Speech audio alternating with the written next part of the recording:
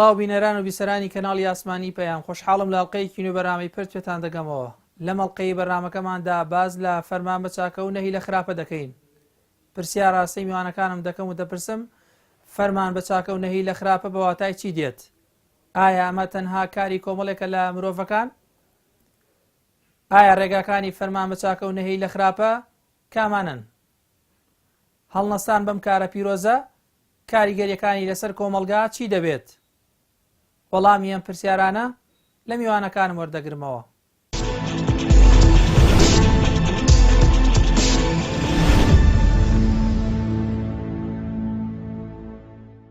الحمد لله والصلاة والسلام على خير خلق الله محمد وعلى آله ومن والاه أما بعد. أمر بمعروف والنهي لمنكر زانان أفرمون معروف طبعا بيناسي زورة كرترين بيناسي معروف طاعية منكر معصيته بلام همو أواني خواي پروردگار أمري بيا كردو بيغمري عزيز صلى الله عليه وسلم وعقلي السليم لقل فطرتي سليمة أقنجي همو أمانة بيا أوتري معروف منكر همو أوشتانن كخواي پروردگار أي بغزيني بيغمري عزيز بغزان ديوتي ونهي ليا كردو ريغي ليا كردو قدغي كردو هو فطرته وعقلي السليم وإنساني تندرست أي بغزيني أما أمر بمعروف ونهي لمنكر بكرتي معناكي من بيشوي من إشارة بوكم كاري همو معنى يعني شيخ الإسلام ابن تيمية فرميه جماع الدين وجميع الولايات هو أمر ونهي. مقصود لدين الإسلام أمر بشاكو نهي الأخرابية حمو دين أجريته أفرميه فالأمر الذي بعث الله به الرسول هو الأمر بالمعروف والنهي الذي بعثه به هو النهي عن المنكر. أو أمريكا أخوة أمريكا ردت في غمر صلى الله عليه وسلم لها مكتابكي أمر بمعروف أو كان نهي لكرا النهي لمنكر جورترين معروفيش توحيده جورترين وخرابترين ترسناكترين منكريش بريتيلا شرك بهمو قناغا كانيوا باشا ويا فرميه جميع الولايات الإسلامية إنما مقصودها الأمر بالمعروف والنهي عن المنكر ولا مجموعة فتاوى مجلد بيسوش لاباري شخص بينجا شيخ إسلام إشارتي بي أكاد آية إيشي هموانا يا إيشي هموانيا ليه زانيان أفرمركو شيخ الإسلام خوش إشارتي بي أكاد أفرميت أمر بمعروف والنهي لمنكر فرض كفاية فرض كفاية بس يعني لو شيء كأخوي بردقار فرميه ولتكن منكم أمة يدعون إلى الخير ويأمرون بالمعروف وينهون عن المنكر آل يرى فرمي أو منكم أو زاناني ألين أما بو تبعيضة بعضك لأيه وحلصن بيه أو زاناني شفرمون كأجر منكر بين لا لسر هم تاكي واجبها نهي ليبقى شو كبيغمري آزي صلى الله عليه وسلم فرميتي من رأى منكم منكرا فليغيره بيده فإن لم يستطع فبلسانه فإن لم يستطع فقلبه الحديثة كابو الليلة دور رأيه يكي كانوا تانية منكم كومال يلين بو تبعيض يعني طائفة يقلق وحاصل بنهي لمنكر بو لبروي مرج داني راو بو أو كسانة كين كنهي لا منكر كان مرجي كم يعني أو تانية بشهر إلى شرع چونکە یەکێ لە گوناهە گەورەکان ئەوەتان یە کەسێک لە شەرع شارەزانە بێت لە خۆیوە قسە بکە جاکە لە شەرع شارەزان نەبووی تۆ لە جای ئەمر بە معروف بکەیت ئەمر بە منکەرەکەیت خاڵی یەکەمە بێ ئەو کەسە شارەزا بێت لە شەرعی خوای پەروەردگار لەبەر نەکەوێتە گوناهی گەورە خاڵی دووەمەوە تانیە یەکون عالما بأن المخاطب ئەو کەسێک کە تۆ قسەی لەگەڵا ئەکەی منکەرێکی تەرە کردووە منکەرێکی ئەنجام داوە یان چاکەیەکی تەرە کردووە واجبێکی تەرە کردووە يا معروف يجي ترى كردوته أمري بيكي معروف بك يا منكر كاتو داوي لك دسي لي القريات وكو إمامي أبو حنيفة فرميت من لم يكن عالم بزمانه فهو جاهل أو زانان نبي بزماني خوي لغير ريز حرمتهم بهم ملاك أفرمي أو نزانة بولا بروتو الجاي واي لجاي وي شاكي بكي خرابيك أنجام دي خالص يا موتاني منكر يجي جورتر نهي تجاي أوا ولنا علماء جوان يعني فرموا كوتي أنا قربته كسيك جرب كيشيا تو نهي ليك بزاني أو واي ليك عرق بخوا أبي بيدنج بيت نهي لي نكيت چونکە ئەمە لێرە گوناهیش گەلە کێشانەکە چەنە حرامە بەڵام وەکو عارەخەکە نییە خاڵی چوارەم ئەوەتانێک کە ئەو کەسەی کە ئەم ئیشە ئەکات ئەبێ قەزدی ئیسلاح بێت ئینتیقام نەبێت تۆڵەسەندنەوە نەبێت لەبەرەوە خوای پەروەردگار بەرەکەت بخاتە ئیشەکەی ئەو کاتە باشتی هەوڵەدا باشترین ڕێگا بگرێتە بەر بۆیە زۆر جوانی فەرمووە ئیبن قەیم ئەفەرمێت ئینکاری منکەر چوار درجة هي درجة كم وتاني أن يزول ويخلفه ضده منكرك لا بي معروف بيت جيجاي درجة دو مت أن يقل وإن لم يزل بجملته كمي كي أو منكر بلام شيء أجر كل النروات تعاون بيت خالص يا متاني منكر هاوشي ويخوي بيت جيجاي خالص شوارع متاني منكر تاوانێکی گەورەتر بێتە جێگە یەکەم و دووەمی مەشروعە بەڵکوم یەکەمی واجبە سێهەمیان ڕێگای ئیجتیهادە بکرێ یا نەکرێت چونکە هاوشێوەی خۆیەتی، چوارەمیان حرامە تۆ نەهی لەو منکەرە بکەی.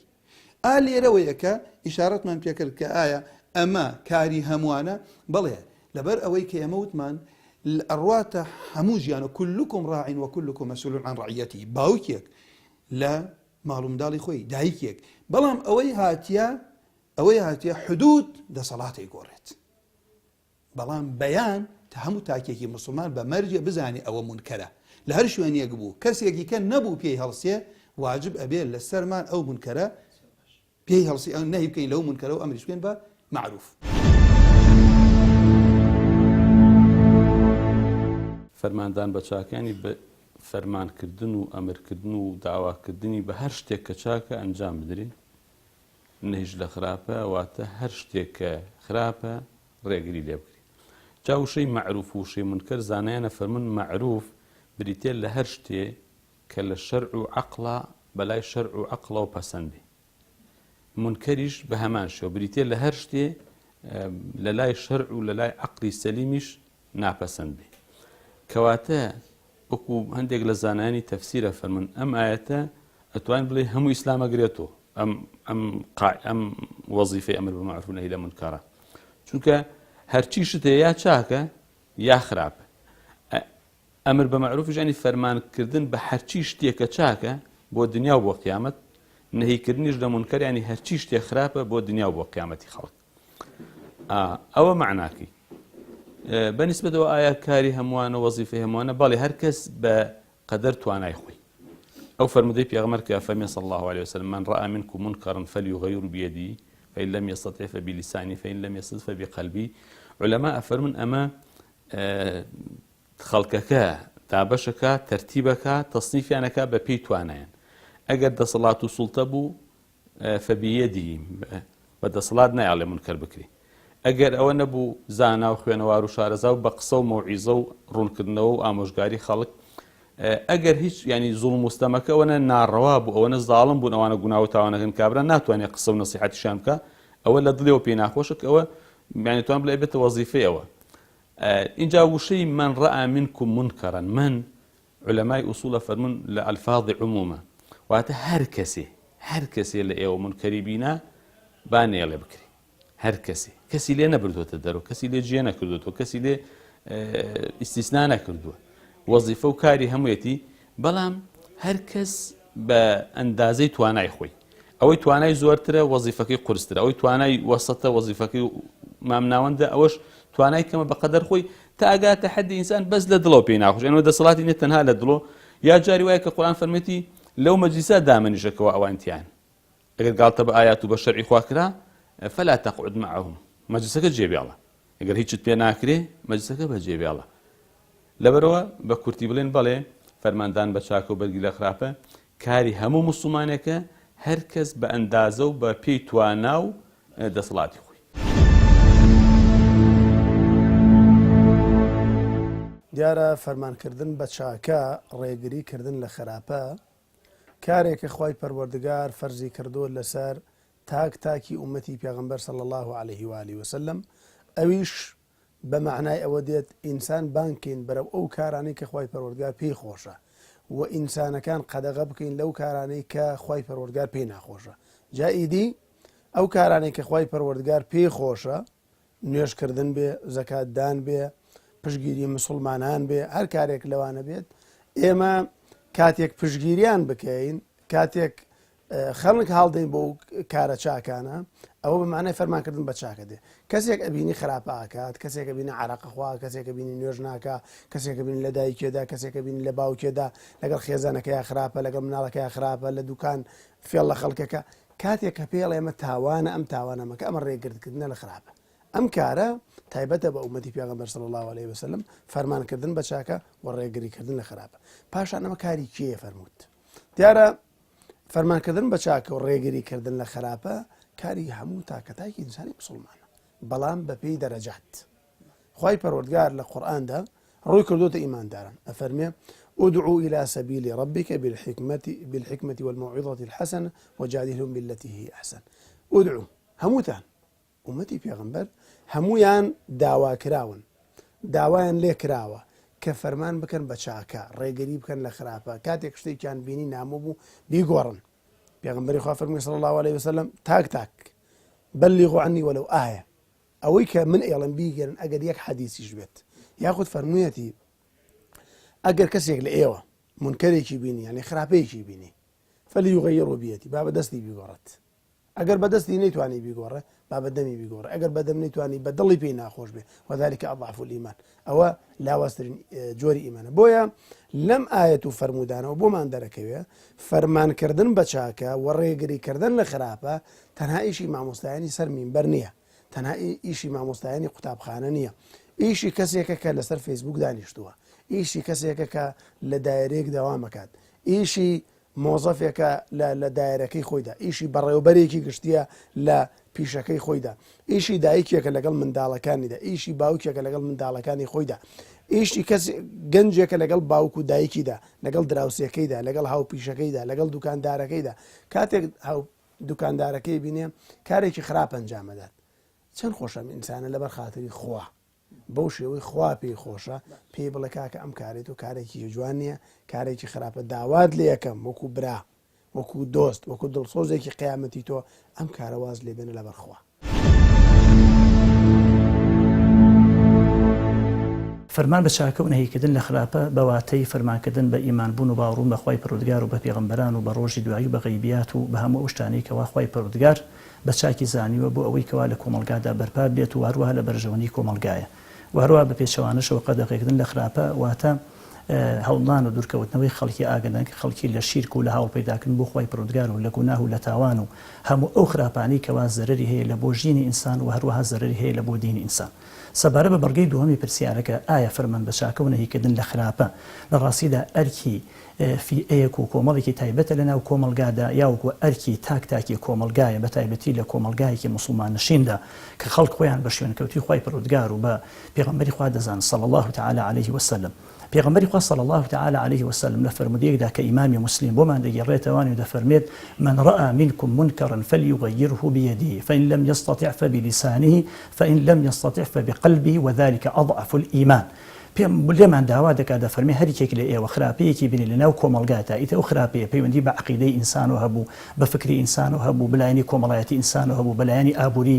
مرۆڤایەتی و خەڵکەوە هەبوو بەلایەنی کۆمەڵایەتی خەڵکەوە بوو لە هەج بوارێکدا لە هەر شوێنێکەوە لە هەج ڕێگەیەک بێ پێغەمبەری خوا فەرمی صلی الله عليه وسلم ئەرکی تۆیە کە ئەوتە بینی بەدەستت بیگۆڕی واتە قووەت و هێز و توانایی خۆت بەکاربێنی بۆ گۆڕینی ئەو خراپەیی کەوا بڵاو بۆتەوانێ لەناو خەڵکیە هەیە ئەگەر قۆناغی یەکەم لەو توانی تۆ بەدەست و بە قووەت و بەهێز بیگۆڕی دەبێت بە زمان بیگۆڕی هەوڵ بدەیت بە زمان بەیانی ئیحقاقی حەقەکە بکەی بۆ ئەوەی کەوە ئەو خراپەیە گۆڕانکاری بەسەردابێ خۆ ئەگەر نەوتوانی بۆ دوو قۆناغە تۆ ئەم منکەر و خراپەیە بگۆڕیت و هەروەها ئەمر بە معروف و نەهی لە منکەر بکەی دەبێت لە دڵ و پێت ناخۆش بێت کە لە ڕاستیە پێغەمبەری ئەکرەم صلی الله تعالی عليه وسلم دەفەرمێ ئەمەش لە ئەو پەڕی لاوازی ئیمانە يعني ئینسانی مسلمان ئینسانی ئیماندار دەبێت پشت ئەسوور بەخوای پەروەردگار و هەروەها پاشان بە شوێنکەوتنی پێغەمبەری خوا صلی الله عليه وسلم هیچ کاتێک لا نەدا لەوەی کەوا خراپەیەکی بینی نەیگۆڕێ و هەروەها چاکەیەک هەبوو نەچەسپێنێ بۆ ئەوەی کەوا چاکە لەناو کۆمەلگادا بڵاو بێتەوانێ و خراپە لەناو کۆمەلگادا نەمێنێت.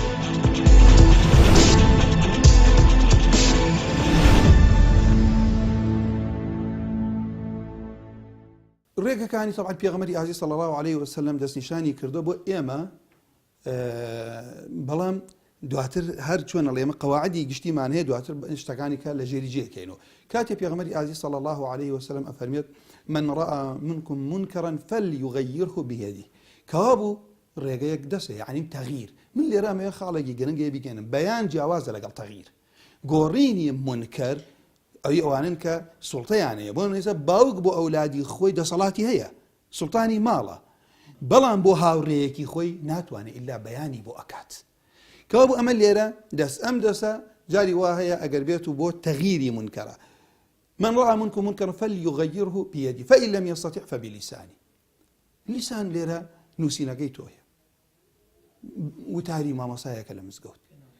کەناڵێکە ئیعلام بە تایبەتی ئێستا دەورێکی باش ئەبینێ لەوەی کە ئەتوانێت نەهی لە هەموو منکەرەکان بکات بەیانی بکات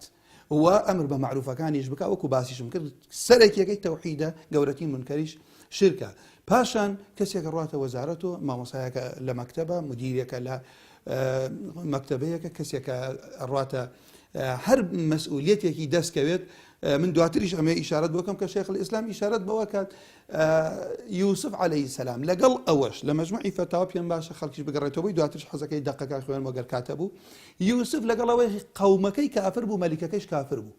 لەو شوێنەی کە ئەو سوڵتانەی بەدەستی هێنا سێکە لێرە لەگەڵ داوای خۆی کە بیکا بەچی بیکا بە لێپرساوی خەزینەی مسر مەلیکەکە کافر بووە قەومەکەش کافر بووە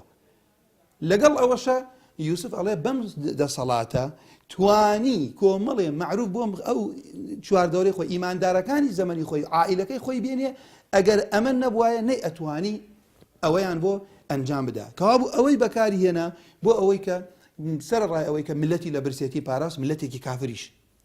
قەومەکەی خۆیشی لەوێ خزمەتێک کرد کە ئەوە نەبوایە دەسی نەئەکەوت لەگەڵ ئەوەش لە پاڵ یوسفە دەسەڵاتداران کۆمەڵێشتیان ئەکرد پێچەوانەی شەرعی پێغەمبەران وەکو ئیبن تەیمیە خۆی ئیشارەتی پێ ئەکات کەوابوو لێرە هەموو کە ڕێگاکانی ئاخرشت ئەوەتانێ کە ئینسان ئەگەر نەیتوانێ بیکا مەسئلەی دڵێتی شێخ الئیسلام فەرمێت تەماشا ئەم خاڵە زۆر گرنگە لە مجلدی حوتی لاپەڕی چلویەکە أفرميت من لم يكن في قلبه بغض ما يبغضه الله ورسوله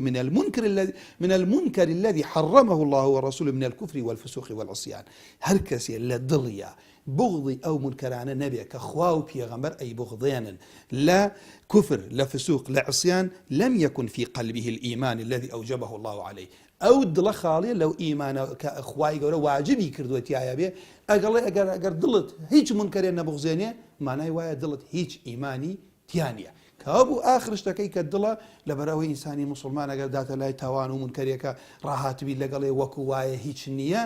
ئەوە بزانە ئەو دڵە خاڵێ لە ئیمان بە پێی ڕقی تۆ یعنی ئاخرشە دڵ منکەر ئەگۆڕێت من لێرە ڕاستی ئەمە لەبەر ئەوەی فتوایە ئەبێ بیگەڕێنەوە بۆ ئەهلی خۆی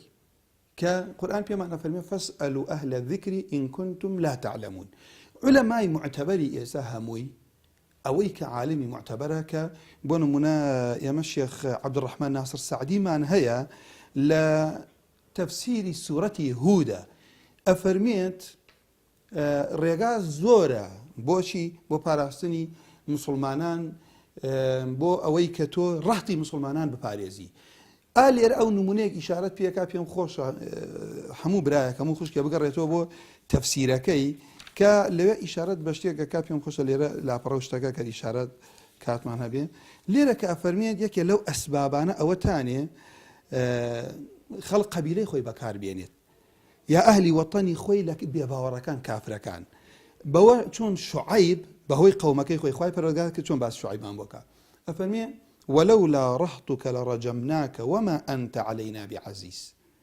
قال يا قوم أرهطي أعز عليكم من الله بشعيب يانوت أكر قومك نبوايا هي زكاة نبوايا أو جماعيت نبوايا أو يمر رجم ما نكردي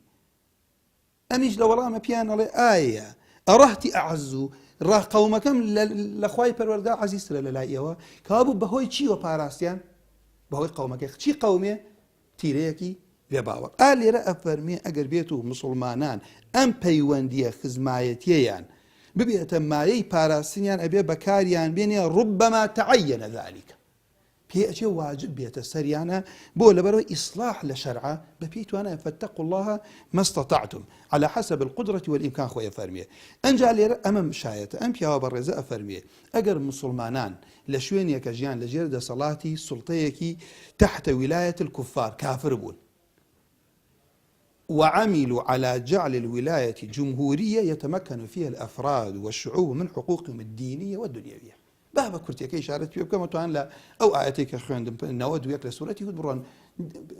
بيخوان أم بياو كزاناي تفسير زاناي أصول زاناي لغة زاناي أصول قواعد أصول فقه زاناي حديثة أم بياو كأغلى فرمي مسلمانا أجر يجبكن بو أوي لولاتك عشان كافرة أم دا صلاة دارة للدكتاتوريكا بكن بجمهوري بو الله للدكتاتوريكا حق ما في الدنيا كان يعني ما في الدنيا كان يعني بيشل كراوه هولي شدن خوان كان بخدمه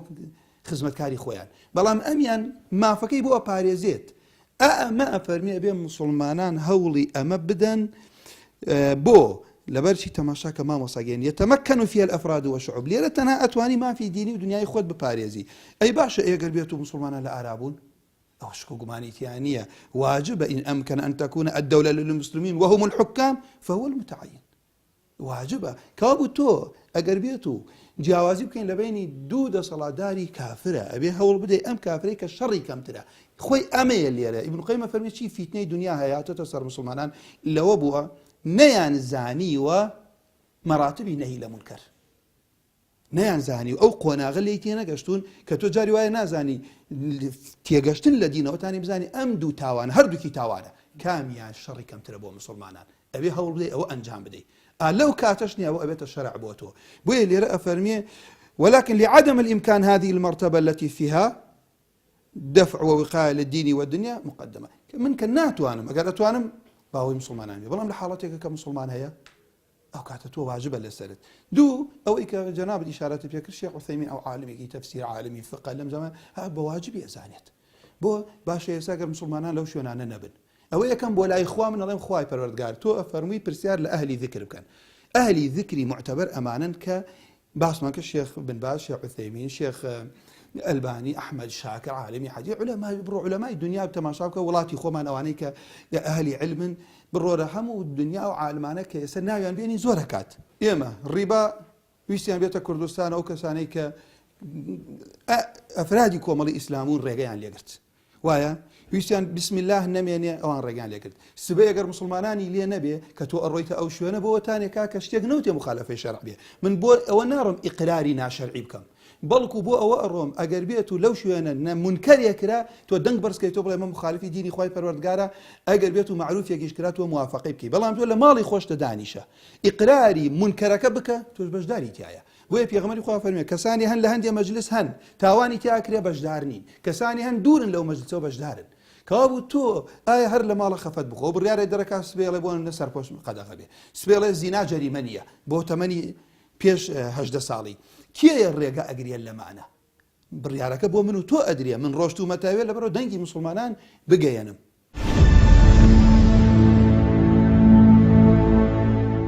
ڕێگەکانی بە چەند شێوە ئەکرێت یا چەند ڕێگای هەیە ڕێگەیەکیان وەکو لەو حەدیثەشە کە پێشا خوێنمەوە ئاماژەم پێکرد ئەوەی کە واوەکو ئینسان بەدەسەڵات و بەهێز نەیەڵێ منکەرەکە بکرێ یەکێکیان ئەوەی بە قسە و زوبان بە قەڵەم و نووسین بە ئێستا ئەم وەسایلە تازانەی کە هەیە کەناڵی ئاسمانی و رادیۆ و ڕۆژنامە و هەموو ئەوانە وەسایلن یانە ڕێگەن بۆ ئەوەی کەواکو ئەمر بە معروف و نەهی لە منکەریان پێ بکرێ بەڵام بە شێوەیەکی گشتی بڵێن دوو جۆرە یا بە کردەوە ناهێڵ ڕێگری لە منکەرەکرێ کە جاتر ئیشی دەسەڵات و سوڵتە و ئەوانی کەوا لە ئیسلام پێیانەوتێ محتەسیب ینی مۆزەفی ئەو کارن یان بە قسە و گفتار ئەو شتاکرێ هەندێ جاریش ناڕاستەوخۆ ئەمر بە معروف و نەهی لە منکەر نەکرێ مەسەلا یەکێک دوکانێکی دانا و شتێکی حرامە فرۆشی تۆڵی بۆ ئەوواکە یا ئیشێکەکە ڕوا لە شوێنێکە کرێکاریەکە مۆزەفیەکە شتێکە کە حرامە ئەڵێ بۆ ئەوواکەی ئەڵێ چارم نییە ئەگەر تۆ بتوانانی عیلاجێکی لێ بکەی بیبیتە شوێنێکی تر ئیشێکی بۆ بدۆزەوە حەڵال بێ ئەوەش جۆرێکە لە ئەمر بە معروف و نەهی لە منکەر یا مەسەلایەکێک وەکو شتێک ناکە نایزانی تۆ بێ بۆی ڕوونکەیت و یعنی خەڵکەکان جیاوازن لەبەرەوە بە قسە بە زوبان بە کردەوە لە حەدیثەکە دەرکەوێت بە دڵیش ئەوش هەر ڕێگەیەکە یعنی تۆ بۆ خۆت بە شەقی خۆت ئەوەنەت پێکرێ ئەو شوێن و مەجلیس و شتە منکەرەکەی تیاکرێ یەکەم جێی بێڵی دووهەم لە دڵ و ناخیشۆ پێت ناخۆشە بۆیە جێی دێڵی لەبەرەوە ئەتوانین بڵێ ئەم ڕێگانەی هەیە ینی بە شێوەیەکی گشتی کەواوەکو منکەر بکرێ بەڵێ ئەتوانی بڵێ مەسەلەی دەنگدانیش ئەچێتە زمنی ئەمر بە معروف و نەهی لە منکەرەوە چونکە ئەو خەڵکانە کە هەڵ ئەبژێت درێن چەند خەڵکی چاک و باش و ڕازگۆ و سادق و دەستپاک بن ئیسفادەیان هەیە بۆ وڵات و گەلەکە چەند بە پێچەوانەشەوە بن زەرەر و زیان هەیە لەبەرەوە لەوێ هەر جۆرە ڕوونکردنەوە و ئامۆژگاری و نەسیحەتێک بچێتە ئەو قاڵبەوە ئەوش جۆرێکە لە ئەمر بە معروف و نەهی لە منکەر 4 ساڵ مەسا ڕابردوو بووە هەندێک خەڵک شتی خراپیان کردووە ئەبێ بوترێ خراپ شتی چاکیان کردووە ئەبێ بوترێ شتی چاکیان کردووە یعنی لە هەردوو ڕووەکە لە ڕووی چاک و لە ڕووی خراپە بێ خەڵک بەرچاوڕوون بێ زۆر جاری وای عامەی خەڵکە شتانە نازانێ مەسەلا لەوانەیە تێکڕای خەڵک و جەماوەر نەزانێ لە حکومەت و دەسەڵات و پەرلەمانوانە چی دەکرێ و چی دەگوزەرێ و چی خراپە و چی باشە ئەوانەی کەوا شارەزا و مختصن لەو شوونانە ئەبێ بە ئینسافەوە بە بێلایەنی شتەکە بۆ خەڵک ڕوونکەنەوە ینی کام لایەن باشی کردو خەڵک بزانێ کام لایەن خراپی کردو خەڵک بزانێ ها بۆ ئەوی کەواکو خەڵک بۆ ئایندەی خۆی ئیشێک بکە دەنگدانێک بکە کە لە قازانجی خەڵک و میلەت و وڵاتەکە تەواو بێ ئەگەر نە ئەو ڕوونکردنەوە نەبێ لەوانێ بە هەندێک چاواشەکاری بە هەندێشتی تەزویر بە هەندێشتی ناڕاز چاوبەست لە خەڵک بکرێ مەسەلا لە نزیکی ئینتیخاباتە کۆمەڵێک شتی باش بکرێ مایەکی ماوە بۆ ئینتیخابات ئەوە هیچ نییە تۆ 4 ساڵ خراپەت کردووە ئێستا بە مایە چۆن ئەسڕێتەوە ئەی ئەم مانگە ئیسا مایەکی ماوە بۆ ئینتیخاباتێکی ئەی بۆ 4 ساڵەمە پێش نەتکردووە ئەمە ئیسفادەی نییە بەڕاستی ینی ئینسان ئەگەر تەبیعەتی چاکەکار بێ لە هەموو قۆناغەکانی ژیانە چاکەیەکە تەبیعەتیشی خراپ بێ هەموو کات خراپەکە بەس هەر کاتێ پێگیرە چاکەیەکە ئەوە لەبەر چاکەکردن و باوەڕبوون بە چاکەنی ئەوەش هەر لەبەر مەسلحەتی خۆیەتی ئەوەش لەبەر مانەوە لە کورسی و دەسەڵات و لەسەر پارە و مەسلحەتەکە بێ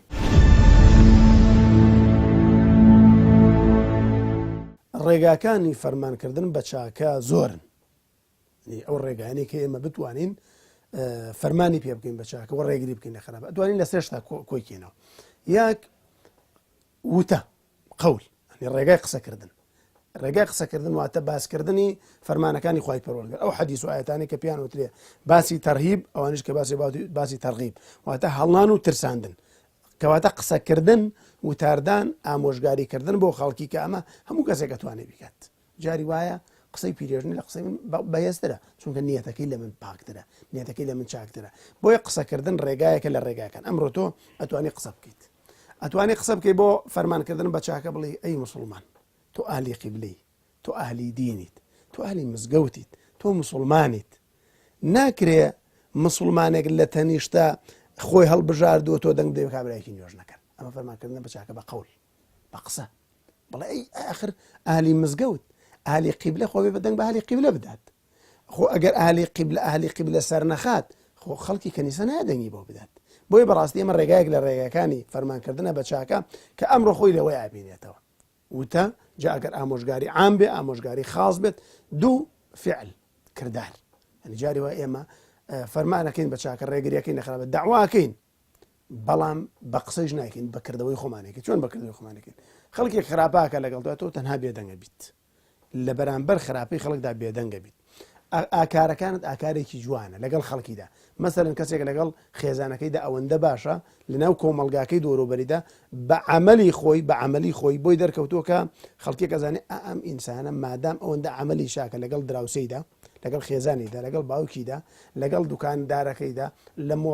لە وەزیفەکەیدا بەڕاستی ئەم ئینسانە دینێک وای لێ کردووە کە ئاوا ئەخلاقی جوان بێت ئەمە قەول نییە بەس جوانی ئەخلاق ینی پێغەمبەر صلی الله عليه وسلم کاتێک کە دیلەکانیان هێنا پێغەمبەری خوا صلی الله عليه و آله وسلم بەس بە ئەخلاقی نیوە دیلەکانە بوونە مسلمان ڕێگەی سێیەم چۆنێتی بانگەشەکردن بۆ فەرمانکردن بە چاکە و ڕێگەریکردن لە خراپە بێدەنگ بوونش دەتوانێت یان چی بێدەنگ بوون جاری وایە ئینسانێک کە خراپەیە بەرامبەر دەکات تەنها بە بێدەنگ بوونت تەنها بە بزەپیەکەنینەکە داوایەکە فەرمانکردنێکە بە چاکە ڕێگردیکردنێکە لە خراپە ینی پێغەمبەری خوا صلی الله عليه وسلم جاری وا بە قسەیەکیان کردووە بێدەنگ بووە خۆی بە بێدەنگ کردووە بۆیە بەڕاستی ئێمە لە هەر سێ ڕێگەکە ئەتوانین تاقیکەینەوە فەرمان بکەین بە چاکە و ڕێگری بکەین لە خراپە ئەگەر ئەم کارەمان کرد بەرهەمیە بێت ئەم کارە بەرهەمی خۆیە ئینسانێک بەیانی ئەڕوا کاسبێکە پاس لێ خوڕێ عارەبانە پاڵەنات ئەلاگا ئەفرۆشێ کورە ئیشێکی ترەکە ئێوارە دێتەوە پارەیەکی دەستکەوتووە ئەو کەسێک کە فەرمانەکە بە چاکە ڕێگریەکە لە خراپە بە هەمان شێوە بەروبوومێکی خۆیە یەک بۆ قیامەت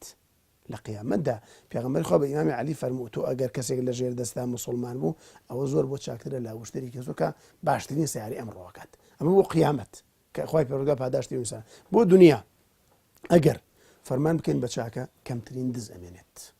ئەگەر فەرمان بکەین بە چاکە کەمترین خەڵک ئەکوژرێت ئەگەر فەرمان بکەین بە چاکە کەمترین خەڵک بوختانی بۆکرێت ئەمڕۆ ئەوەندەی لە کوردستاندا خەڵک بوختان بۆ یەکتریەکە خەڵکە کوژێت خەڵکی ناڕەحەت کردووە ماڵی خەڵک ئەدزن ئەم وڵاتە تووشی ئەم هەموو قەیرانە بووە هەمووی دوورکەوتنەوەمانە لەوەی کە بانگەشەمان بۆ فەرمانکردن بە چاک و ڕێگریکردن لە خاپە نەکردو چۆن ئەو مەسئولانی کە ئەمڕۆ وڵات بەڕێوابن ئەگەر بە منداڵی لەسەر دینێک لەسەر قورئان پەروەردە بکرانێسە دزیان ناکرد ئەم مەسئولانی کە ئەمڕۆ خەڵک ئەناڵێنێ بەدەستیانەوە کە لادانی ئەمانیش فەرمانکردنە بە چاکە ڕێگریکردنە لە خراپە بەڕاستی بۆیە کاتێک فەرمانەکەین بە چاکە و ڕێگریەکەین لە خراپە کۆمەڵگە پاکە بێتەوە کۆمەڵگە لە پیاوی دز پاکە بێتەوە کاکە ئەمڕۆ وڵاتە بەدەست پیاوی دزە ئەناڵێنێت ئەی باشە من چۆنم پیاوە دزە لا بدەم پێغەمبەری خوا فەرمووی چییە من ڕأى منكم منكرا فليغيره بيده ئەگەر یەکێک لە ئێوە منکەرێکی بینی بابی گۆڕێ کەواتە کاتێک بەدەست گۆڕیم کۆمەلگا پاکە بێتەوە ئەمڕۆ دەستەکە انتخاباتە کاکە بەشێک لە دەست ئەمڕۆ انتخاباتە دەنگدانە ئەمڕۆ دوو کە سونەتە بانگەشەی هەڵبژاردنەوە کەسێکیان ئاهلی مزگەوتە کەسێکشان ئاهلی کەنیسە و باڕ و قومارخانەکانە ئەخە من وەکو مسلمان ئەگەر نەچم دەنگ بدەم بۆ ئاهلی مزگەوت ئەوەی لە قومار و باڕایە چێ دەنگ بۆ ئاهلی باڕ و قومارەکەدا ئەو دەرەچێت دوایش چێتە پەرلەمان بڕیاری ناشەرعی بەسەر حیجاب و بەسەر ئافرەتان و خوشکان و عەقدی نیکاح و ئەم وڵاتەیە ئەچەسپێنێ مەجبوریشم بەگوێ بکەم بۆ چونکە من بێدەنگ بوومە من ئاهلی مزگەوتم هەڵ نەبژارد من ئاهلی نوێژم هەڵ نەبژارد من کەسێکم هەڵ نەبژاردەوە دەستنوێژی هێشێتە پەرلەمان بەڵکو کەسێکم هەڵبژاردەوە بەلەشی پیسەوەڕاتە پەرلەمان بەڕاستی کاکە هەنی بەلەشی پیسەوەڕاتە پەرلەمان گوناهەکە تاوانی کردووە نە حەقی خوای داوە نە حەقی خەڵکیشی پێدرێ بۆیە ئەمە بەشێکە لە فەرمانکردن بە چاکە من ڕێژەی مسلمانان زیاد کەم لە جێگایەکدا فەرمانکردن بە چاکە ڕێگریکردن لە خراپە ئینسانێک جاری وایە پاسێکی پێیە ئامادە نیە خەڵکێکی خراپ بێتە ناو پاسەکەیەوە ئامادە نیە خەڵکی خراپ بێتە ناو پاسەکەیەوە بۆ لە کاکە زەرەری بۆ پاسەکەم هەیە بۆچی زەرەر بە پاسەکەیە وەڵام مناڵە لەوەچە جامەکەی بشکێنێ لەوەچێ لەزگەیەک لێ بکاتەوە لەوەچە کوشنەکە بدڕێ ئەی باشە ئێمە چۆن ڕێگە بدەین خەڵکانێکی خراپ بچنە سەرەوە لە کاتێکدا ئێمە ئاهلی مزگەوت و ئاهلی قیبلەشی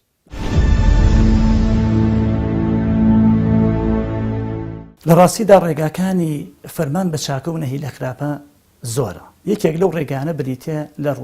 وتاردان خوتبەکان بەگشتی کە مامۆسایانی ئاینی ئەمە ئەرکی هەموو لایەکە واروها داعی و بانخوازانی ئیسلامی بەگشتی لە عالەمی ئیسلامی لەنێو کۆمەلگای مسلمان نشیدا ئەبێت لە ڕێگەی وتاردان و هەروەها محاضرات و بابەتەکانیەوە بتوانن فەرمان بە چاکە و نەهی لە خراپە بۆ خەڵکی ڕوونکەنەوانێ بۆ ئەوەی کەوا خەڵکی لە چاکە نزیک بنەوە لە خراپە دوورکەوتنەوانێ و هەروە ئەو محاضرات و پاشان نووسینانی کەوا لە زانایان و بانخوازان لە ڕێگەی خۆیانەوە پێشکەشی دەکەن یاوەکو لە ڕێگەی کتێب نووسینەوە و لە ڕێگەی موعیزە و ئامۆژگاریەوە لە ڕێگەی نەسیحەت و ئامۆژگاری و لە ڕێگەی پەیامەوە تەنانەت لەم ڕۆژگاری ئێمەدا هۆکارەکان و وەسیلەکان ئەتوان بڵێن بەرفراوانتر تو ئەتوانین لە ڕێگەی موبایلێکەوە لە ڕێگای مسەنجەرەوە لە ڕێگای ڤایبەرەوە و هەروەها لە ڕێگای پەیوەندیکردنەوە تەنانەت پەیوەندی بە نزیکترینی کەس خزم و کەسکوار و بێگان و خەڵکی تر بکەیت و هەروەها باسی فەرمان بە چاکە و نەهی لە خراپەیان بۆ بکەیت و هەروەها یەکێک لەو ڕێگاکان دەتوانیت تۆ ئەگەر هاتوو ئەو کەسەی کەوا بەردەوامە لەسەر خراپە ئەنجامدان هەر کۆڵی نەدا لە خراپەکەی دەتوانی مقاتعی کرد و هەروەها وازی لێبێنی بۆیە ئەمە دەتوانین بڵێن نەسیحەت و ئامۆژگاری کتێب نووسی نەسیحەت و هەروەها ڕیسالە و هەروەها پەیوەندە شخصیەکان ئەتوانین بڵێن هۆکارن و ڕێگان بۆ ئەوەی کەوا فەرمان بە چاکە و هەروەها نەهی لە خراپەکردنی تێدا بێتە دی بەنسبەت بڕگەی دووهەمەوە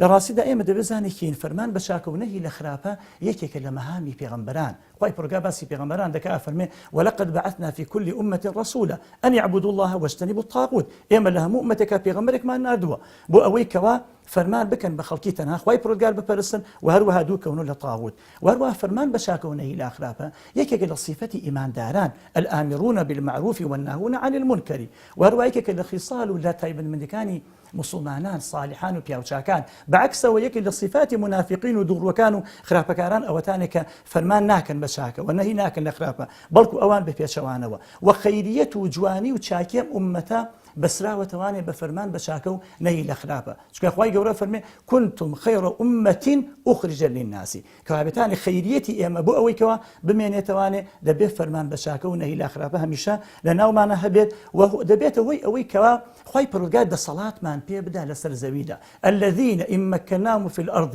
أقاموا الصلاة وآتوا الزكاة وأمروا بالمعروف ونهوا عن المنكر کەوابێتانی دەسەڵات و دەسەڵاتدارێتی و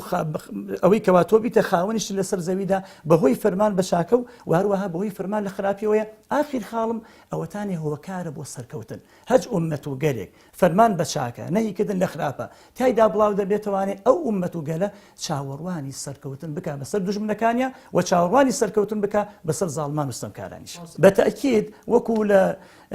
بەرگەی پێشوا باسمان کرد لە ڕێگاکانی گەیاندنی فەرمان بە چاکە و نەهی لە خراپە دەتوانین بڵێن لە هۆکارە نوێەکانی ئەمڕۆی سەردەمی جیهان بەگشتی و عالەمی ئیسلامی بە تایبەتی و وڵاتی کوردستانی خۆشمان بە تایبەتی تر بۆ ئەوەی کەوا زوڵم و ستەمڕا بماڵێت بۆ ئەوەی کەوا چاکە و چاکەکاری و چاکە خوازان لە ڕاستیدا پێگە و دەسەڵاتیان هەبێ بۆ ئەوەی کەوا خراپە و خراپەکاران پێگە و دەسەڵاتیان نەمێنێت دەتوانین لە ڕێگای سوندەقەکانی دەنگدانەوە تاکی ئەو خەڵکەی کەوا گەشتووەتە ئاسی ئەوەی کەوا دەنگ بدا دەتوانین بڵێن فەرمان بە چاکە و نەهیکردن لە خراپە دێتە دی چونکە نوێنەرەکانی گەل دواتر لە پەرلەمانە دەتوانن ئەوان لەوێ ئیقراری ئەوە بکەن فەرمان بە چاکە و نەهیکردن لە خراپە لە پێناوی بەرژەوەندی کاروباری ئەم وڵاتەیە بێتە دی.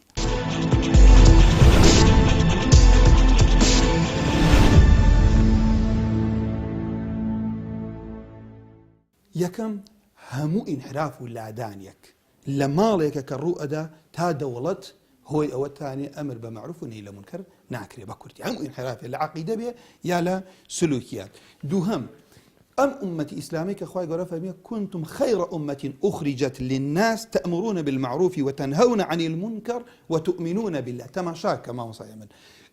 ئەمر بە معروف و نەهی لە منکەر لەم ئاەتە پێش ئیمان کەوتووە کە هیچ ئیشیەکی چاک بەبێ ئیمان لای خوا قبوڵ نییە بەڵکو لەبەر ئیظهاری ئەم مەسئلەی بۆ لەبەرەوەی عنوانی ئەم خەیریەتی ئەم ئومەتە ئەوەتانی ئەمر بە چاکەکەن و نەهی لە خراپە. ئەم ئاەت علاقەی بە عەرەبەوە نییە بەس ئەسحاب خەیر ئومەت بوون لەبەر ئەمریان بە چاکە کردو و نەهیان لە خراپە کردووە. پاشان کەسانیان لەبەرەوەی پاڵ نەدەنەوە چونکە بێدەنگی دەنگە بێدەنگ ئەبی تۆ شایەتی حەق نادەی بێدەنگی دەنگە وەکوی ابن حەجەرە فەرمێویش فتوایە بەنی ئیسرائیل لەعنەتیان لێکرا لەبەرەوەی بێدەنگ بوون لە منکەر ئەوە یەکێک لە ئاساوارەکانێتی كانوا لا يتناهون عن المنكر فعلوا. پاشان ئیمامی ئەبوو بەکر تەماشا کرد خەڵکەکە وتیا لەم ئاەتە هەڵەت تێگەشتون کە خوای گەورە فەرمیێ يا أيها الذين آمنوا قوا أنفسكم يا أيها الذين آمنوا عليكم أنفسكم لا يضركم من ضل إذا اهتديتم. فرمي أم آية من قيام ليبوا في غمر إخوة فرميتي صلى الله عليه وسلم إن الناس إذا رأوا الظالم فلم يأخذوا على يديه أوشك أن يعمهم الله بعقاب. قيام ليبوا في غمر إخوة فرموا خلقي أجر دسي ظالم نجري كاتي توانا كات نزيكا عقاب داباري تسرهم أمت أو قندليو نەمان تەنان خەریکە لە ماڵەکان شیرازەی خێزانیش وەکو پێویست نامێنی ئەولاد بە قسەی دایک و باوکی خۆی ناکات لە گەندەڵی لە ڕووی سیاسەتەوە لە ڕووی ئیعلامەوە لە هەموو بوارەکانی ژیان کە ڕوویداوە هۆی ئەوەتانی ئەمر بە معروف و نەهی لە منکەر نەما بە تایبەتی لە شوێنە پێویستەکانە کەوا بوو پێغەمبەری ئازە فەرمی صلی الله عليه وسلم لا يمنعن رجلا منكم مخافة الناس أن يتكلم بالحق إذا رآه أو علمه. با ترستان لە خەڵکی ڕێگەتان لێ نەگرێ کە چی بکەن ئێوە حق بڵێن ئەمە بۆیە لەبەر ئەوەی هەمووی ئەسبابن بۆ ئەوەی کە ئینسان ئاگای لە خۆی بێ نەکەوێت ئەم تاوانە گەورەوە. پاشان یەکێکە لە سەوەکان کە دوعا قبوڵ نابێت دوعاشەکەی خوای گەورە وەری ناگرێت. والذي نفسي بيده رسول الله فرمي صلى الله عليه وسلم بەو ذاتەی نفسي منی بەدەستە لتأمرن بالمعروف ولتنهون عن المنكر أو ليوشكن الله أن يبعث عليكم عقابا منه ثم تدعونه فلا يستجاب لكم. فەرمی والله ئەمر بە چاکە بکەن نەهی لە خراپە یان نزیکە خوای گەورە تووشی عقابێکتان بکە پاشان لەخوا پاڕێن خوا دوعاتان قبوڵ ناکە. کەوا بوو ئێمە جاری وایە هەیە هەموو شتێک ڕوانی نەمادی ئێمەی موسڵمان هەموو شتەکان ناڕوانی نەمادی جاری وایە شتەکەم معنەویە خەڵکی هەڵناسێ بە ئەمر بە معروف و نەهی لە منکەر ئەمە سەبەبێکە عقابی خوا دابەزێت سەبەبێکیشە دوعامان قبوڵ نەبێت. وآخر شتێکیش من ئەوە پێم خۆشە بیڵێم لعن الذين كفروا من بني إسرائيل على لسان داود وعيسى بن مريم ذلك بما عصوا وكانوا يعتدون كانوا لا يتناهون عن منكر فعلوا لبئس ما كانوا يفعلون. أو نفرين ليكردني بني إسرائيل لبرو أمريان بشاكا نأكردوا نهيان لخرابا نأكرد.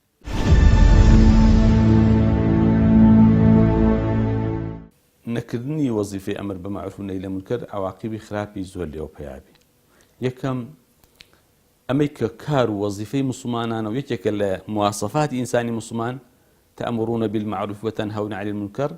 يا الآمرون بالمعروف والناهون عن المنكر ئێمە ئەو صفەتە لە دەسەدەین يعني صفەتی مسلمانی ڕاستەقینە و کامڵ نەقسی تێکەوی و صفەتی خير أمة کە ئێمە خير أمة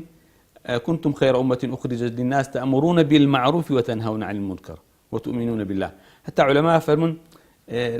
يقول لطيفيكي زور جواني تي ام آيات بيروزا فمي ايو باشترين أمة هاتون تسر زوي فرمان بشاكه كانوا ريكري لخرافه كانوا باور بخوا دينا يا باورتان بخوا هي هلا ايمان بخوا يخصو دو امر بالمعروف والنهي عن المنكر او انا امر بالمعروف والنهي عن المنكر جرنجا انجا هەڵنەسان بە وەزیفە ئەمر بە معروف والنهی عن المنکر کۆمەلگا تووشی بڵاوبوونەوەی گوناه و تاوان و خەتا و خراپەیەکی زۆرەکە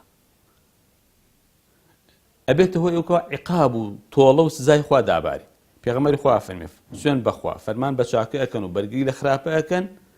یا نزیکە خوای گەورە سزا و عیقابێکتان بۆ بنێرێ دوعاکەن پیاوە چاکانتان دوعاکەن خوای گیرای ناکە یا دوعاکەن بە شێوەیەکی گشتی خوای لێتان قبوڵ ناکە عیقاب دامبارێ دوعاش قبوڵ نابێ ئەگەر ئەمانەوێت دوعاکەمان قبوڵ بێ و دوعاکانمان و سزا و عیقابی خواشمان بۆ دانەبەزێ بەسەرانەیە بە وەزیفەی ئەمر بە معروف والنهی عن المنکر بکەین پاشان ئەمە صفەتی منافقە يأمرون بالمنكر وينهون عن المعروف ئەوان وان يعني پێچەوانەی ئەکەن و ئەگەر ئێمە بەڕاستی پێی هەڵنەساین معناه جۆرێک لە جۆرەکان يعني بەرەو صفەتی نیفاق ئەڕۆین وڵات بەرەو وێرانی ئەڕوا يعني ئەگەر خەڵک ئەم بەم وەزیفە هەڵنەسا بەتایەتیوانی دەسەڵاتیان هەیە ئەوانەی زانا و علەمای ڕاستەقینن ئەوانەی ئەهلی قەڵەم و خەڵک شتیان لێبیسێ وڵاتەکە بەرەو تدمیر و وێرانبوون و هەڵوەشانەوە ئەڕوا بێئەخلاقی عەرەخۆری سوور ڕیبا معامەلای حەرام هەموو ئەو شتانە وڵاتەکە ئەتەنێ کە هەموو ئەو شتانە وڵاتەکەی تەنیتر ژیان بۆ خەڵک نامێنێتەوە ئێستا ئەتوانی کوردستانی خۆمان بە نمونەیەکی ئەوە بێنیتەوە یعنی هەرچی شتە لەبەرەوە خەڵک وەکو پێویست بە ئەم وەزیفە هەڵناسێ هەرچی سنتەرەکانی ژیان هەیە تێکچوو لە موچەی خەڵک لە بازار لە کەسابەت لە خزمەتگوزاری لە سوڵتە و بەڕێوەبردننی وڵات هەمووی شێواوە هەمووی لە خراپترین ئاسایە بۆ یعنی چەند ساڵێک کە ئەمانە بە ناوی شۆڕژگێڕی و سابقەبوون و ڕابردوو و چیوچیوانە خۆیان سەپاندووە و بە تەزویر و فێڵ و شتی ناڕاستی هەموو جارێ لە انتخاباتکانە شتەکان بۆ خۆیان تەنگدانەکان بۆ خۆیان مسۆگەر کردو و کورسیەکان بۆ خۆیان مسۆ کردووە ئێستا وەزعەکە ئاوا نەتیجەکەی کەشتوینەتە ئەم حاڵەتی کە پێگەیشت خۆی مزگەوت مینبەرێکی مهمە لە ئیسلامە ئێمەیانی سیر بکەین هەموو هەفتەیەک نوێژی جومعە هەیە جگە لە نوێژی جومعە مناسباتی جۆر بۆ جۆر هەیە لە مزگەوتەوە لە سەردەمی پێغەمبەرە لە سەردەمی خولەفای ڕاشدین لە سەردەمی ئەو کاتە ئیسلام دەسەڵات بووە زۆربەی تەوجیهات و ڕێنمایی و ئەو شتانە ئەم وەسایلە تازانە ئێستا نەبووە هۆکاری ڕاگەیاندانە لە مزگەوتەوە ڕاگەیاندراوە یا لە حەجەوە ڕاگەیاندراوە تێگەی لەو کۆبوون و فراوانە ڕاگەیاندراوە لەبەر مزگەوتێکێکە لە شوێنە زۆر گرنگەکان بەڵام ئەمە ناکاتەوە تەنها لە مزگەوتەوە لەسەر مامۆستایەکی ئاینی و خەتیبێک و واعیزێک ئەمر بە معروف والنهی عن المنکر بکرێ بەڵێ وەزیفەی سەرەکی ئەوانیشە بەڵام هەموو کەس وەکو سەرەتای باسەکە باسم کرد هەموو کەس بە ئەندازەی شارەزایی و لێوەشاوەیی و مەسئولیەتەکەی ئەو ئەرکەی لەسەر شانە پێغەمبەر فەرمی لە حەدیثەکە من رأى منكم منكرا اینجا قورئان فەرمێ كنتم خير أمة أخرجت للناس تأمرون بالمعروف وتنهون تأمرون وتنهون هەردووکی فعلی مضارع و بۆ بەسیغەی جەمع هاتووە يعني ئێوە هەموو مسلمانان فەرمان بە چاکەکەن ئێوە هەمووتان ڕێگری لە خراپە بکەن اینجا ئێوە خێرە ئومەت ئەبن نەیوتۆ بەس محەممەد صلی الله عليه وسلم نەیوتۆ بەس زاناکان ئەسڵەن لە یەک دلیلانیمانە بڵێ ئەمر بە معروف والنهی عن المنکر وەزیفەی فئەیەک یا چینێکی دیاری کراوە بەڵکو تێگڕای مسلمانان بەڵام بە پێی توانە بە پێی دەسەڵات بە پێی شارەزایی ئەگۆڕێ ئەوەی زۆرتر شارەزایە زۆرتر مەسئولە ئەوەی مەسئولێتی گەورەی زۆرتر مەسئولە ئەوەی کەمتر شتی لە بەردەستەوە کەمتر مەسئولە بەڵام هەر مەسئولە پێغەمبەری خوا لە حەدیثێکا فەرمێ كلكم راع وكلكم مسؤول عن رعيته الرجل راع ومسؤول عن رعيته والمرأة راعية في بيت زوجها ومسؤولة عن رعيتها هەر کەس بە ئەندازەی خۆی خاوەن خێزانێک سەرپەرشتی خێزانەکەیکە مەسئولێتی خێزانەکەی لە ئەستوایە خاوەن دەوڵەتێکیش مەسئولێتی دەوڵەت و میلەتەکەی لە ئەستوایە مدیری دایرەیەکیش بە هەمان شێوەیە ڕئیس عەشرەتێکیش کە خەڵکە بەگوێ بکەن مەسئولێتی ئەو خەڵکە لە گردنێتی هەرچی چاکە پێیان بڵێ هەرچی خراپە ڕێگریان بکە و ئامۆژگاری نەسەحەتیان بکە.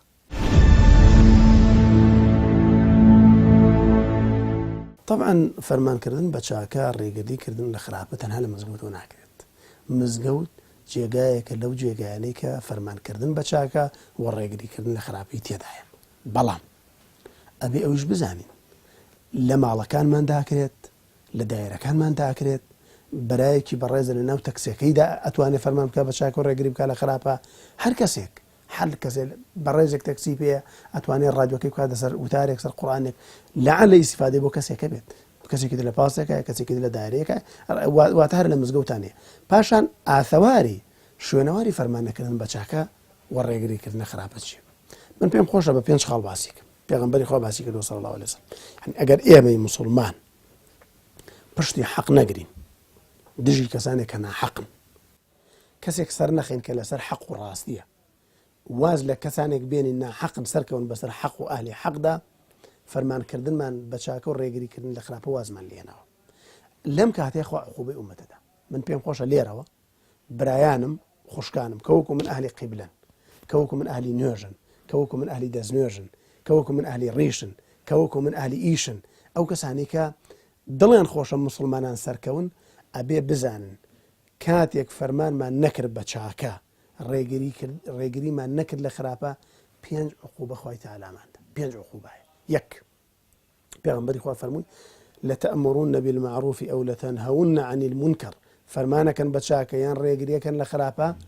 یان خوا ئەم عقوبەتەندا. یەکەم فەرمووی یەکێک لەوانە خوای پەروەردگار خراپترینتان ئەکاتە کار بەدەستان. ئەمە عەزابێک، ئەمە سزایەکە. خراپترین کەس ئەبێتە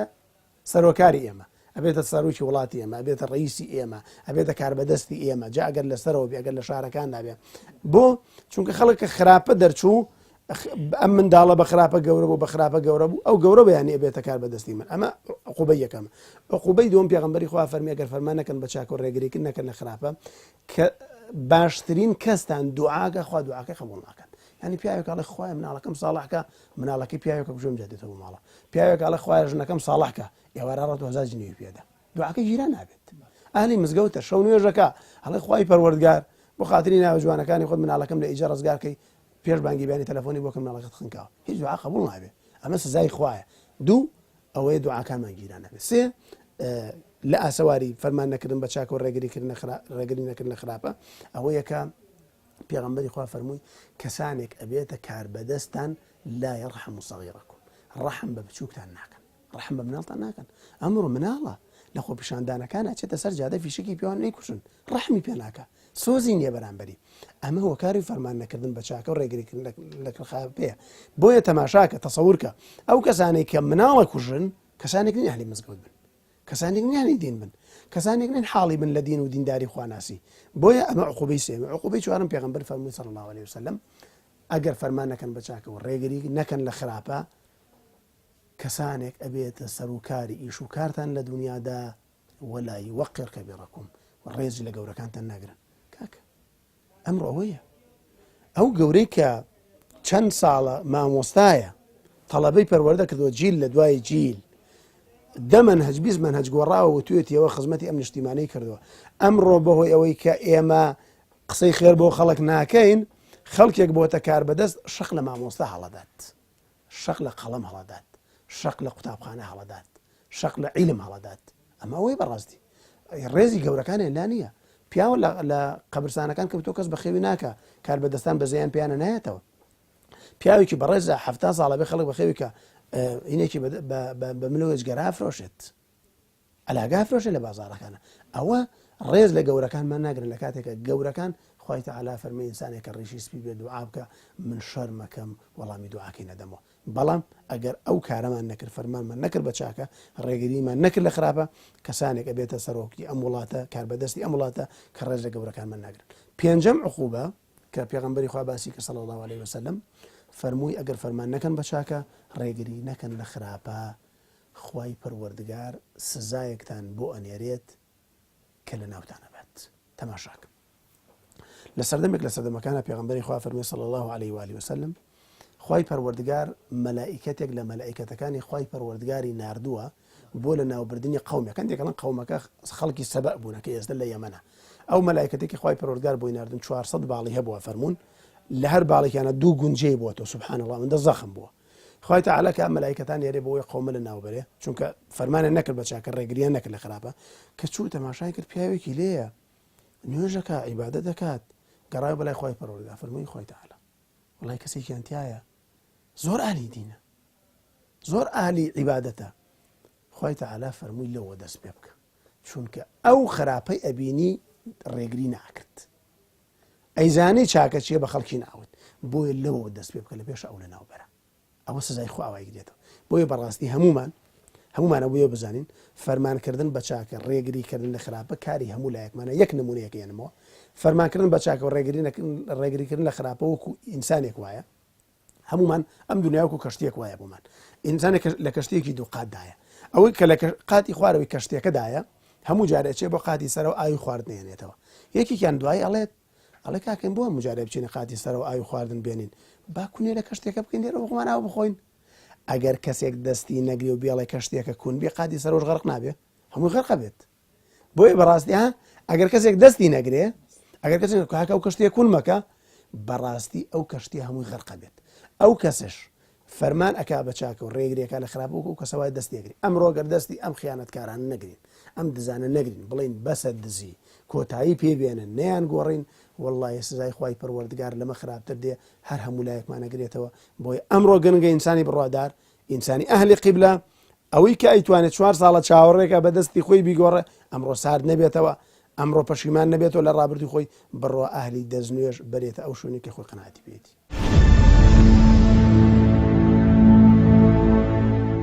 وڵا ئاسەواری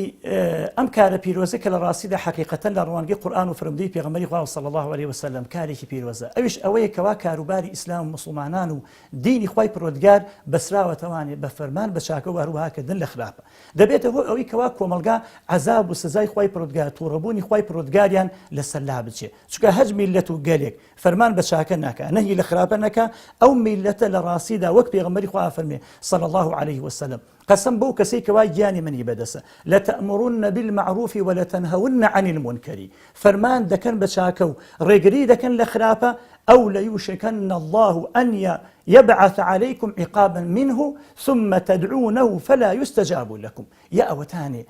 جێگەی ئەوەیە نزیکە کە خوای پەروەردگار سزایەکتان بۆ بنێرێ کە تووشتان ببێ کە ئەو کاتە داوا دەکەن دەپاڕێنەوانە لە خوای پەروەردگار بەڵام خوای پەروەردگار وەڵامتان نەداتەوە لەبەرەوە ناڕەحەتی و خراپەکانمان لەسەر لا دەچێت یەکێک لە ئاساڕەوانەکانی جێبەجێکردنی فەرمانی پێغەمبەری خوایە صلی الله تعالی علیه وسلم وهروەها هۆکارە بوو ئەوەی کەوا گۆڕانکاری لە کۆمەلگایە دروست ببێت ئەگەر هاتو فەرمان بە چاکە و نەیە لە خراپە لە ناو کۆمەلگادا برەوی پێ نەدرا ئەو کاتە چاوەڕوانی گۆڕانکاریەکی ڕاستەقینە و بەسوود و بەکەڵکە لە بەرژەوەندی ژینی خەڵک بێ و لە بەرژەوەندی دینی خەڵک بێ لە ڕاستیدا نایەتە دی و هەروەها ڕاماڵین و لە ناوچوونی زاڵمان و خراپەکاران و گەڵدڵکاران و ئەوانی کە بەڕاستی چۆن دەوتێ هەمیشە لە ئاوی لێڵدا ڕاوی خۆیان دەکەن بۆ ئەوەی کەوا گونا و تاوان و خراپەکاریان ڕەواجی نەمێنێ بازاڕی نەمێنێ دەبێ فەرمان بە چاکە و هەروەها نەیکردن لە خراپە بکرێت و مسلمانان پێی هەڵسن و هەروەها یەکێکی تر لە ئاساوارەکانی ئەبێتە هۆی زیادبوونی ئیمان ئەوتانی خوای پەروەردگار لە قورئاندا پێمان دەفەرمێت والمؤمنون والمؤمنات بعضهم أولياء بعض ئیمانداران لە پیاوان و لە ئافرەتان هەندێکیان دۆست و پشتیوانی هەندێکیان بۆ يأمرون بالمعروف وينهون عن المنكر فرمان بە چاکە دەکەن نەی لە خراپە دەکەن ويقيمون الصلاة ويؤتون الزكاة نوێژ بەرپا دەکەن زەکات دەدەن ويطيعون الله ورسوله گوێڕایەڵی خوای پەروەردگار و گوێڕایەڵی پێغەمبەری خوا دەکەن صلی الله علیه وسلم أولئك سيرحمهم الله ئەوانە خوای پەروەردگار ڕەحمیان پێ دەکە إن الله عزیز حەکیم بەڕاستی خوای پەروەردگار زاڵە بەسەر کارەکانە و هەروەها دانایە ئەمێنێتەوانێ ئایا تەنها مزگەوتەکان شوێن و مەقامی فەرمان بە چاکە و نەهیکردن لە خراپەن لە ڕاستیدا نەخیر بەڵکو ئیمڕۆ قوتابخانەکان شوێنی وەزیفەی کارەکان و هەروەها بارەگاکان و هەروەها پەرلەمان ئەو شوێنانەی کەوا ئەمڕۆ کاروباری ئەم وڵاتەی لەسەر بەندە فەرمان بە چاکە و نەهیکردن لە خراپە تێیدا بەرجەستە دەبێت لەبەرەوە ئەرکی هەموو لایەکە ئەگەر لە مزگەوت بووین یاوەکو لە بازار بووین یاوەکو مەکانێتێکمان هەبوو لە مەکانەتی کاروباری ئیداری ئەم وڵاتە یاوەکو سبەینێ برایەک خوشکێکمان دەچێتە پەرلەمان لە ڕاستیدا ئەرکێتی کە فەرمان بە چاکە بکات و هەروەها نەهی لە خراپە بکە چونکە بە فەرمانکردن لە چاکە و ڕێگرکردن لە خراپە لە ڕاستیدا ڕەحم و بەزەی خوای پروردگار و کاروباری ئەم وڵاتە ڕێک دەبێت و خۆشی و خۆشگوزەرانی بە تاکید دەگەڕێتەوە بۆ کۆمەڵگە.